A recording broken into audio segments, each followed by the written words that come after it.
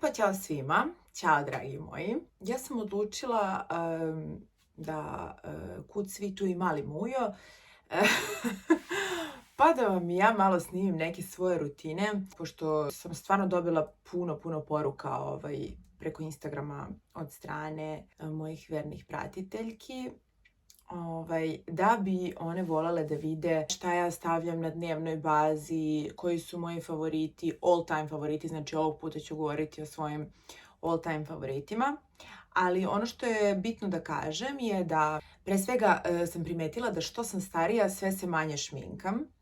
I sve mi je nekako bitniji taj prirodan izgled, pošto mislim da je stvarno vrag odneo šalu u poslednje vreme sa neprirodnim izgledom koji se propagira kod nas. Nemam apsolutno ništa protiv plastičnih operacija i estetskih korekcija, mislim da je to fenomenalno, ali prosto neka bude lepo kad se već ide pod nož, dajte da to bude lepo i da to izgleda prirodno, kao da vam je od Boga dato, eto.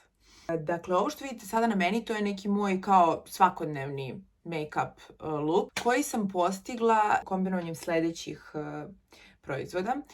Da se razumemo, ja sam zimi jako bleda, ja sam prirodno jako bela u licu, tako da moram, znači, pošto izbegavam sunčanje u poslednje vreme, jer mislim da je strašno štetno. Tako da sam ja prestala da se sunčam u solarijumu.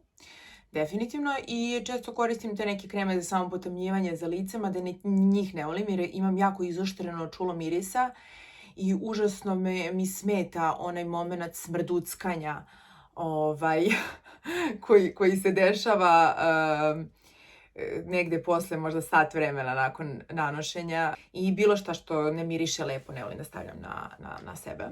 Mada sad u posljednje vreme propagiraju sve te neke kremice i proizvode za negu lica i tela koje su bez mirisa, ali ja stvarno to ne volim. Dakle, ne sunčam se, koža mi je izrazito bleda i u posljednje vreme ono što volim, ono što sam ovde otkrila, to je nešto što se zove bronzant soin, hidratant, što bi na srpskom značilo hidrantna krema za lice koja daje taj bronzikasti neki izgled i ona izgleda ovako.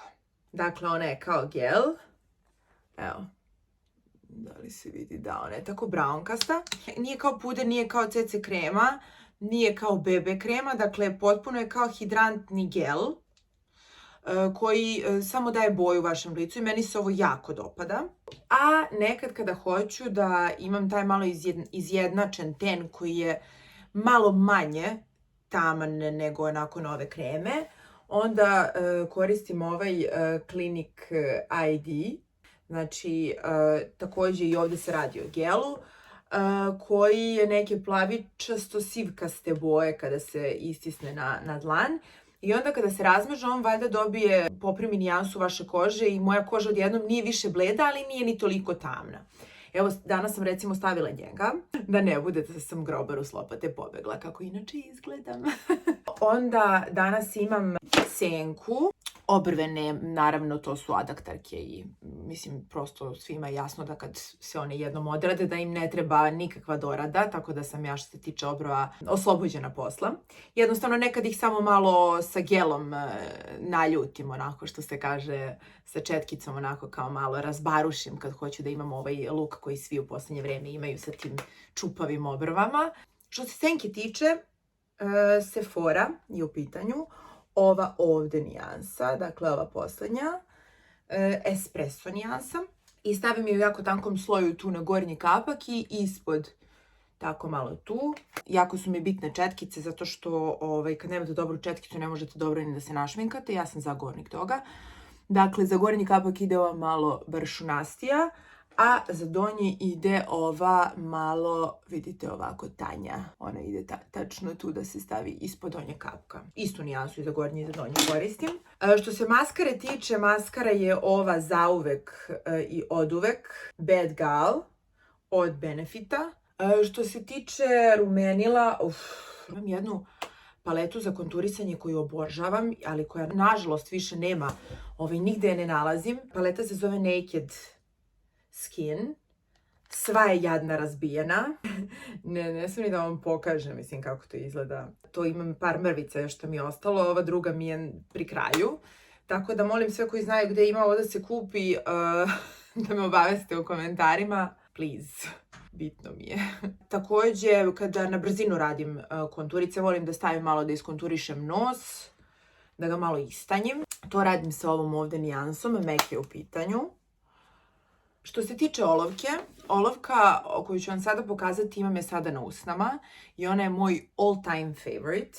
To je Sephorina, evo vidite, 17-ica light brown. Ova olovka, nju uglavnom imam na svojim usnama, osim kada želim nešto malo tamnije. 534 kikova varijanta, to je ta nijansa.